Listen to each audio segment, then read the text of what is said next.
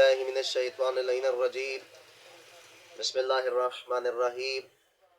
پیغمبر خدا محمد مصطفیٰ صلی اللہ علیہ وآلہ وسلم ارشاد فرماتے ہیں کہ 3 افراد خوش قسمت ہیں جو عرش الہی کے سائے میں ہوں گے۔ وہ کون کون سے خوش قسمت انسان ہیں جو عرش الہی کے سائے میں ہوں گے؟ پہلا وہ بندہ خوش قسمت ہے جو اپنے رشتہ داروں کے ساتھ صلہ رحمی سے پیش آئے، حسن سلوک سے پیش آئے، وہ بندہ عرش الہی کے سائے میں ہوگا۔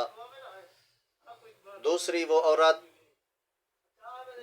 جس کا شوہر دنیا سے چلا جائے اور وہ اس کے بچوں کی پرورش کرے اور خدمت کرے اور دوسری شادی نہ کرے، وہ عورت بھی خوش قسمت ہے، وہ بھی عرش الہی کے سائے میں ہوگی۔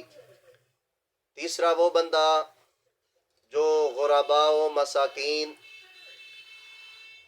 اور غریب کو اور اسیر کو کھانا کھلائے، وہ بندہ بھی خوش قسمت ہے۔ پیغمبر خدا فرماتے ہیں وہ بھی عرش الہی کے سائے میں ہوگا۔